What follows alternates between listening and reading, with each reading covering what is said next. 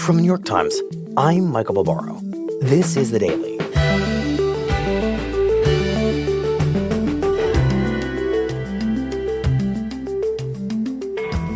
Big tech's biggest names are throwing their weight behind Donald Trump in the biggest possible way. First as candidate, and now as president-elect. Today, what one tech billionaire's journey from top-tier Democratic donor to Trump advisor reveals about the growing MAGA-fication of Silicon Valley.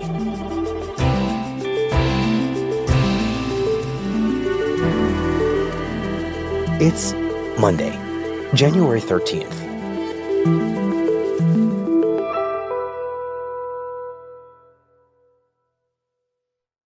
Erin, welcome back. Thanks for having me.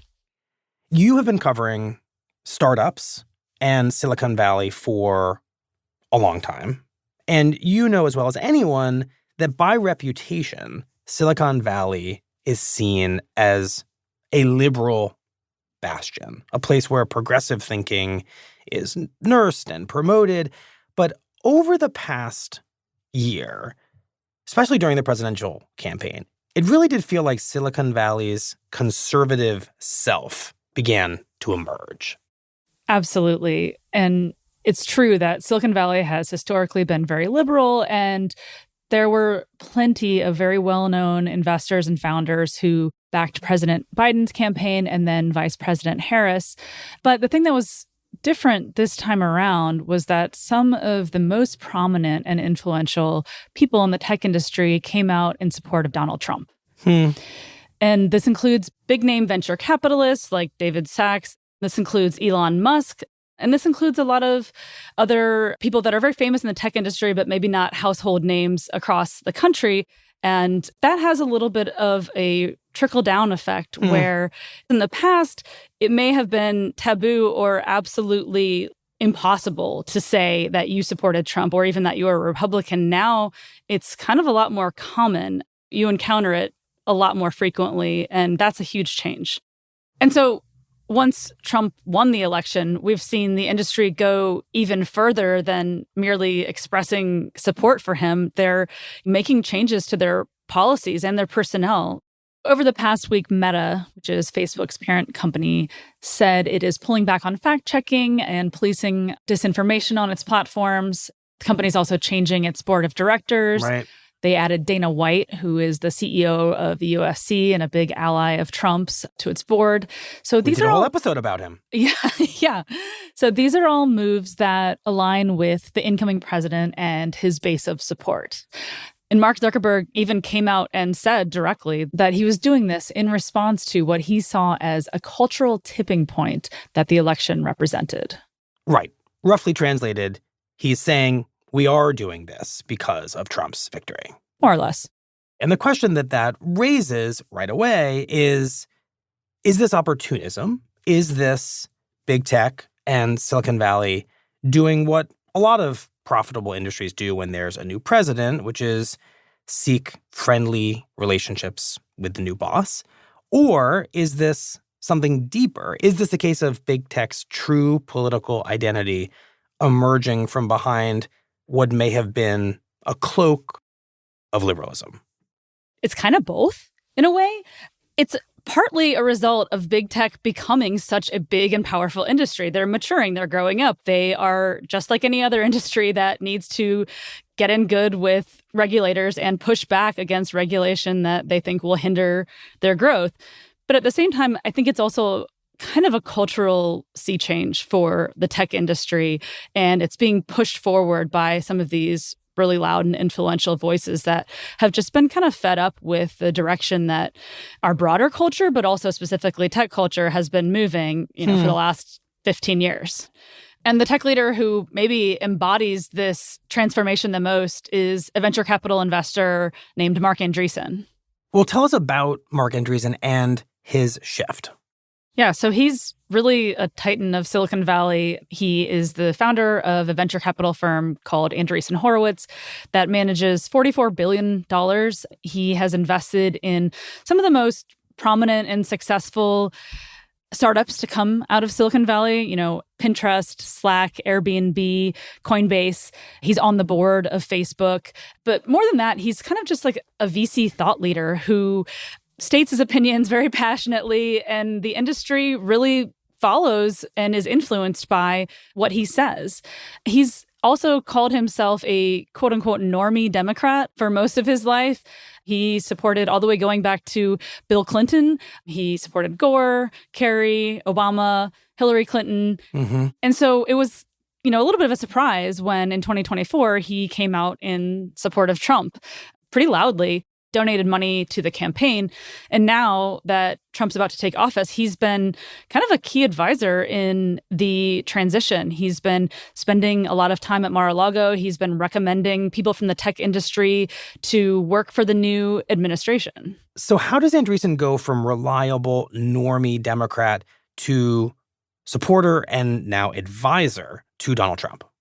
For Andreessen, it starts with this concept that he calls the deal. Marc Andreessen, welcome to Honestly. It's great to be here. I'm really happy to have you. And he's talked about this on a number of podcasts, including Barry Weiss's and Joe Rogan's. And what's the deal? The deal was somebody like me basically could start a company. You could invent a new technology, in this case, web browsers and all the other things that Netscape did. Everybody would think that was great, by the way. The deal is that you could be a successful business person and you get celebrated for your innovations or your business success. You get celebrated for making lots of money. And then at the end, you give it all away and you are further celebrated for that. That washes away all of your all of your sins. The idea sort of is you will thank us. You get invited to all the great parties. You get invited to Davos. You get invited to Aspen. You get to come in and sit with the New York Times editorial board. And you will mostly leave us alone and let us innovate. And that's the arc, and it's all great and wonderful. This is kind of the philosophy that his whole career has operated by. He found success at a really young age. He was the co-founder of this iconic early internet company called Netscape. He made a lot of money and went on to be a very successful venture capital investor after that. He was thinking like, this is great. I'm doing great things for the world, and the world is going to thank me for it. His political views kind of reflected that as well. He was a big fan of Obama. He even wrote an op-ed about his choice to support him. And part of it was that he personally liked Obama. He called him smart, normal, curious, not radical, post-boomer. He was a fan. But, in his view, the deal kind of started to break down toward the end of the Obama years. There's no doubt the sharing economy is disrupting traditional businesses, but a little context that's kind of helpful for understanding this, in the middle of the 2010s, tech as an industry was going from this kind of quirky niche thing that was happening to an extremely powerful and bigger than ever part of our lives and our economy. Well, it's just hard to compete with the ease of online shopping. I don't even have to leave my cubicle to find great deals all over the internet. It is a much different experience than actually going to a store. Amazon is disrupting retail. Let's look at Airbnb for one.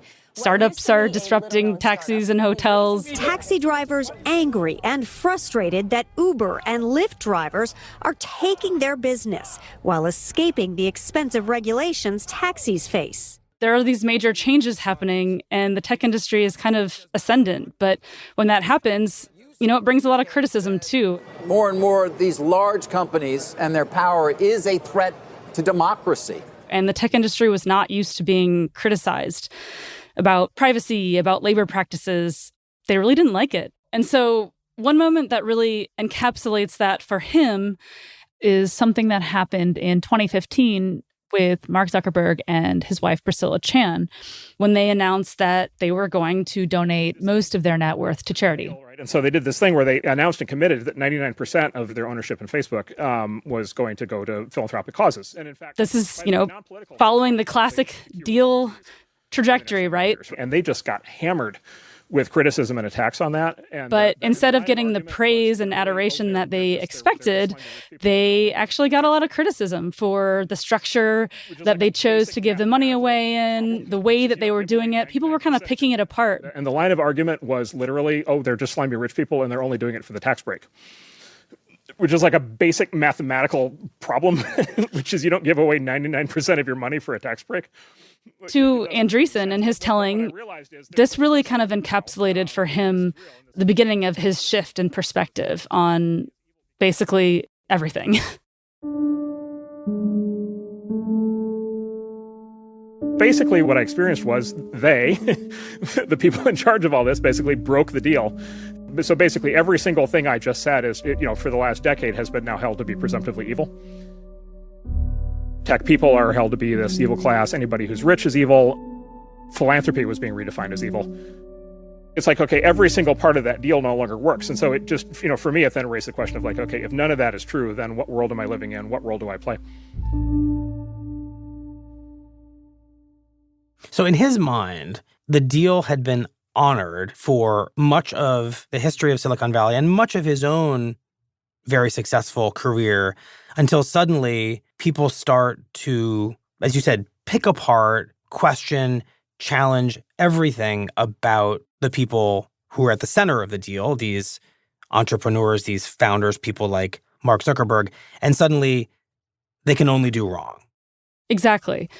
He has kind of described this as a little bit of a journey of him asking himself, like, what's happening here? And that was really compounded by the election of Donald Trump in 2016. He talked about how it really took him by surprise, and he realized he didn't understand what was happening in the country, and he needed to go on his own kind of political awakening and figure out what was driving this. And what does that awakening look like, and what does he find?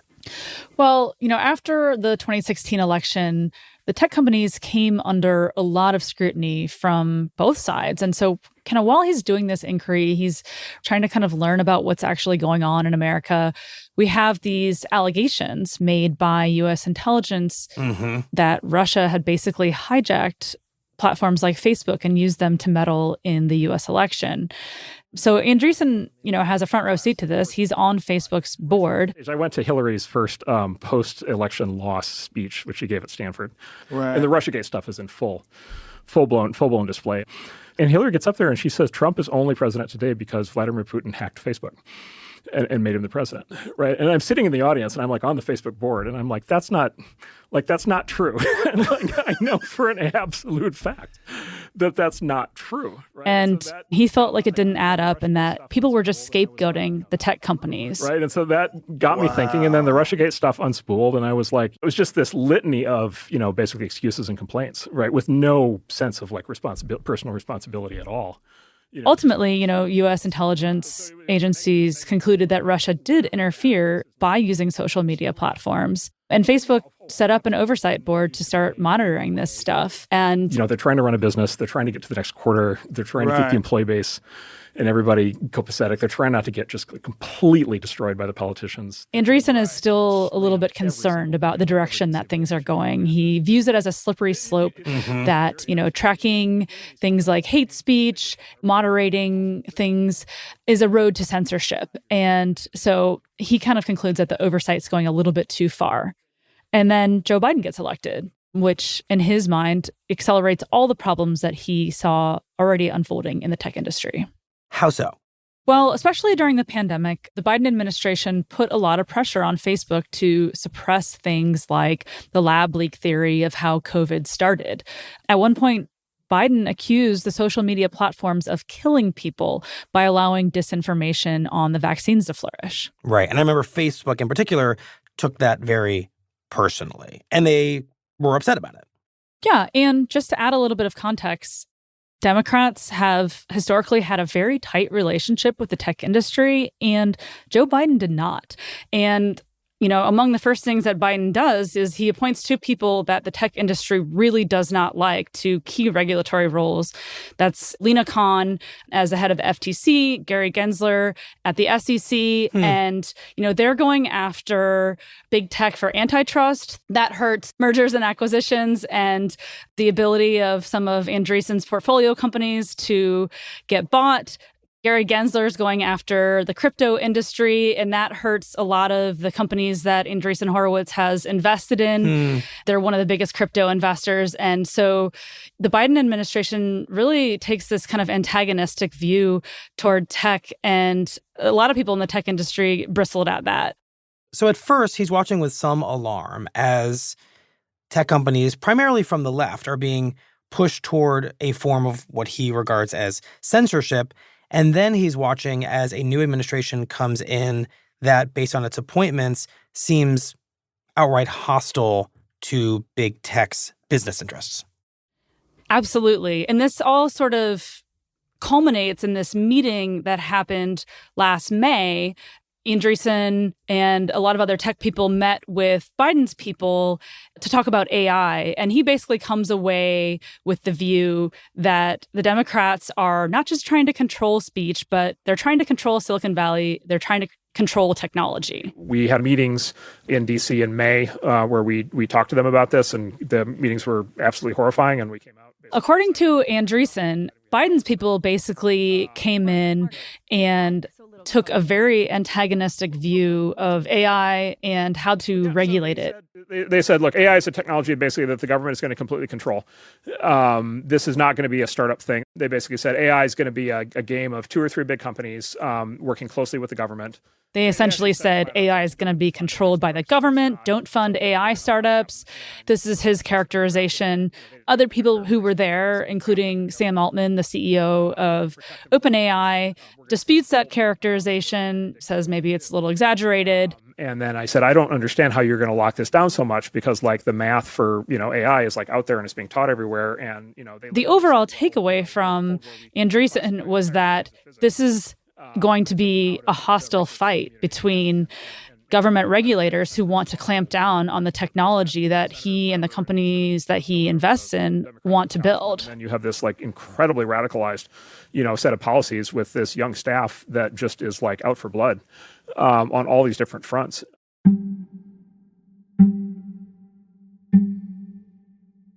And so this is when he basically concludes that Biden is anti-tech.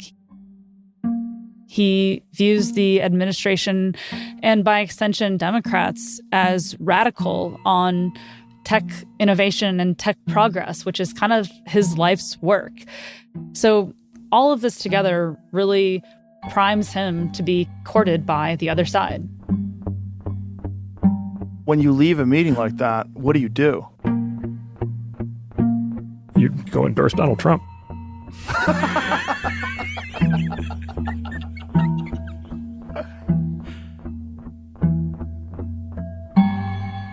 We'll be right back.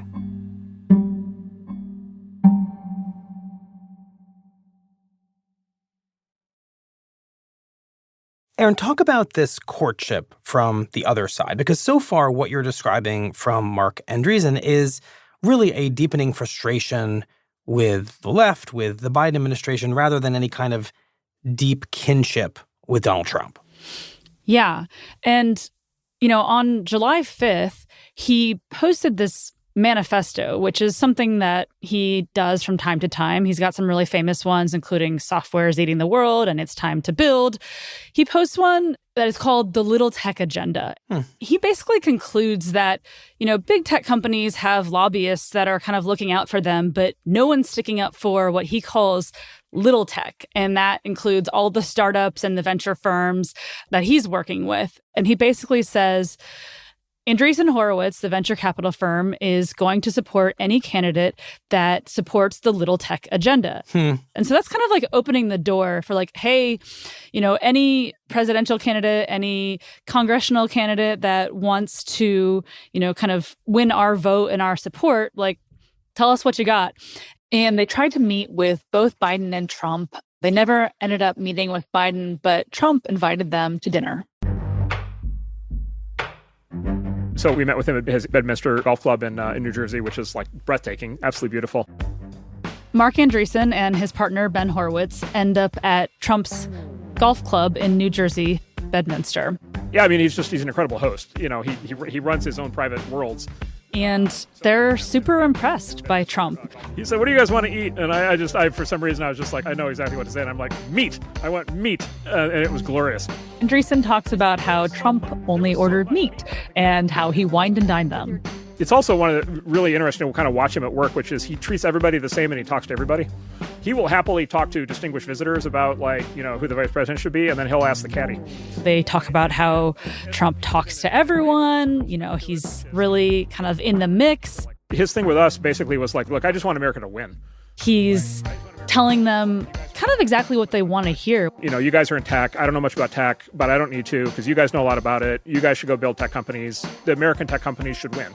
He wants America to win, and he wants tech to win. We should beat China. We should export. We should make the products the world wants. Our economy should be growing a lot faster. We should be creating a lot more jobs. Everybody in America who wants a good job should have one, and that will be the result of, American companies succeeding. He wants to do what he can to help tech companies thrive, and he wants government to get out of the way, and he wants American innovation to be exported all around the world. And so, and most of the discussion was just around that. And so they were really taken with Trump and his message to them. Right. It sounds like what he's telling Andreessen, and it sounds like Andreessen wants to hear it, is that Trump is prepared to restore the deal, as Andreessen would call it. You do your thing, I'm here to cheer you on and celebrate and help. Exactly. So what ends up happening after this dinner at Bedminster? Shortly after that, Andreessen and Horowitz post a podcast announcing that they are endorsing Trump for president. They went into a lot of the stuff that we've been talking about, the pressure to moderate content online, the regulation, the fact that Trump is eager to see the tech industry innovate and build and do all the things they want to do. And there was one other reason. I think it was hard for any man to see somebody get shot in the head, bleeding, not knowing how badly he's been injured. They really talked about how impressed they were by the fact that he, raised his fist after the assassination attempt. And put your fist up in the air and say, fight, fight, fight. How cool they thought that was. We don't see physical bravery like that. All of these things combined result in their endorsement. And that's really the start of when a lot of people who were maybe privately supporting Trump in Silicon Valley really started to come out of the woodwork and say so publicly. So Andreessen creates something of a permission structure for others in the Valley to say, I too support Trump. Absolutely. Andreessen and Elon Musk and a few other leaders combined. Elon's endorsement was obviously really influential, but within the tech industry, specifically venture capital and startups, Marc Andreessen, his opinion really carries a lot of weight. And I think that did open the door for a lot of people to come out as Trump supporters as well. Mm-hmm. In thinking about the story that you have told here and the journey that Marc Andreessen has gone on, it's pretty clear that there are two major elements here. One is that in his mind, the Democratic Party failed him and failed tech, both culturally and financially. And the second component is that Trump, in his mind, meets the tech industry where it is, both culturally and financially. And in that sense, it's just not all that complicated. But what stands out, to me at least, is that this ends up being the story of the Democratic Party seeming to forfeit what had been a very long and seemingly fruitful relationship with these innovators and leaders of tech. And when we think about the result of the 2024 election, I think quite naturally, we think about the fact that the vote went to Trump and that once again he made all these gains in various constituencies. I hadn't really thought of it as an election in which he had also made gains in the constituency of Silicon Valley. But that is clearly one of the places that he made very unexpected inroads. Yeah, I think you're right. And there is a little bit of, I think, maybe soul searching in Silicon Valley now, thinking about which party some people belong to. The frustration with the Biden administration wasn't just limited to people who were Trump curious or who have supported Trump. A lot of people were frustrated with the antitrust policies or with some of the crypto stuff that was happening. So yeah, there is a little bit of an opportunity, I think, for a reset in Silicon Valley. And we're seeing that happen just as some of the loudest and most influential voices in tech who support Trump are really on this victory lap. Well, now that we understand the depth of Silicon Valley support for Trump, and now that Trump is about to take office, how much sway do we think people like Marc Andreessen, because they were out early and publicly for Trump, will have over him as president? Because so far, it feels like it's the tech industry in some of its policy announcements and its donations to Trump's inauguration that have been making the concessions to Trump rather than Trump necessarily making any concessions to Silicon Valley. I mean, the tech industry right now is jockeying for a lot of influence in the future Trump administration. With Andreessen specifically, 2 Andreessen Horowitz partners have already been appointed to join the administration, and lots of tech workers are trying to get involved in DOGE, which is the Department of Government Efficiency. Its goal is to reduce government spending. You see a new post on social media every day of some prominent tech person heading over to Mar-a-Lago to meet and try and get on one of these advisory boards or involved in the transition team. There is a lot of crossover. It kind of reminds me of the Obama administration a little bit when you had all these people from Apple, Airbnb, Facebook, kind of a rotating door in and out of that administration. That's now happening in the Trump transition. And it's been fascinating to see. It's, different people, obviously, from different sides of the aisle. But yeah, there's a lot of enthusiasm among certain groups in the tech industry to seize this opportunity and, potentially get to influence what they see as a whole new regulatory regime. It strikes me, Erin, that Andreessen's animating premise here, and really the heart of his political evolution, is his belief that this deal he articulated makes sense, still makes sense. But the reality, I think, for many is that the deal he wants to bring back, the one he felt Biden walked away from, the one he thinks Trump will honor, was from a different era, right? When tech was small, it was the underdog. You could argue it needed a long leash to grow and thrive. But that's not the story of tech now. It is huge and hugely powerful. It affects all of us, in many cases for good, in many for bad. Take kids' social media or the anti-competitive behavior of tech giants that's laid out in federal antitrust lawsuits. Or take the risks of artificial intelligence or crypto. We watch the biggest crypto exchange explode and billions of dollars just disappear. And therefore, many would argue, tech does require some kind of meaningful government oversight. And so what he's asking for seems to be a world where the government's approach to tech, the deal, no longer really matches what tech is today. And yet what he seems to want from Trump, and people like Andreessen seem to want from this administration, is a world where the terms of this deal don't change, even though the industry quite obviously has.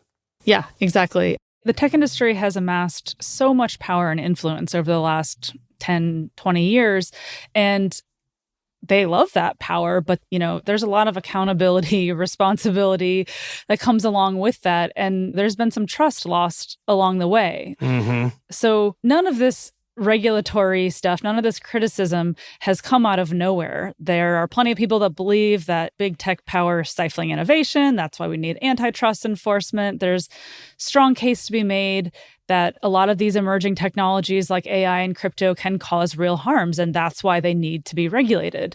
But right now, that is not the vibe that is coursing around Silicon Valley. The vibe is that this is a time to put our foot on the gas.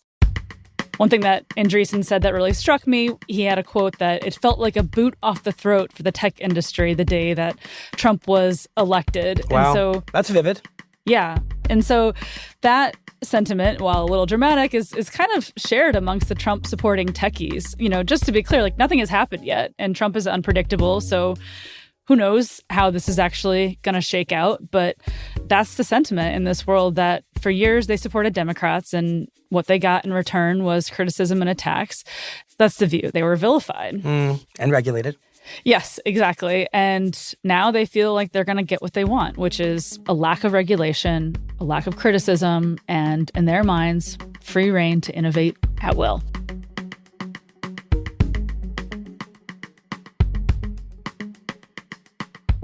Well, Erin, Thank you very much. We appreciate it. Thanks for having me. On Friday, Silicon Valley's alienation from Biden and growing fondness for Trump continued to be on vivid display. At a news conference, Biden denounced the decision by Meta CEO Mark Zuckerberg to end the company's system of fact-checking, calling it, quote, really shameful. Meanwhile, Zuckerberg traveled to Mar-a-Lago for his second in-person meeting with Trump since the election. We'll be right back.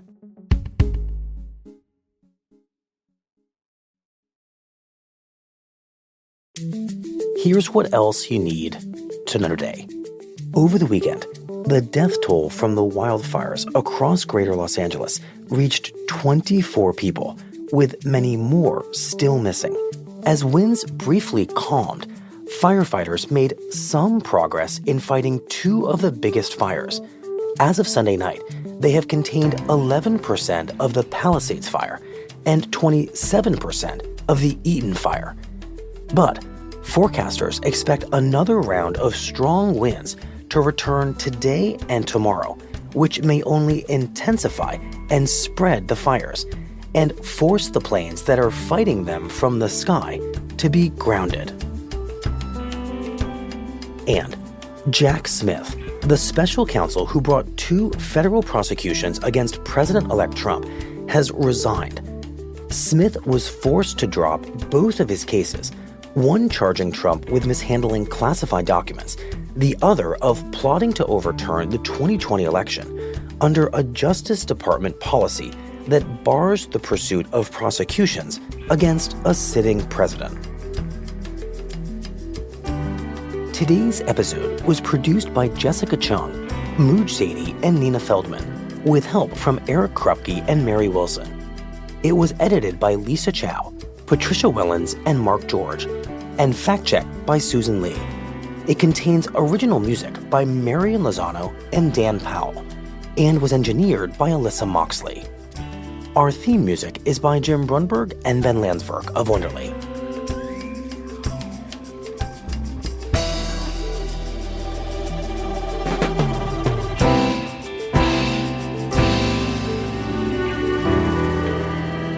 That's it for the Daily. I'm Michael Barbaro. See you tomorrow.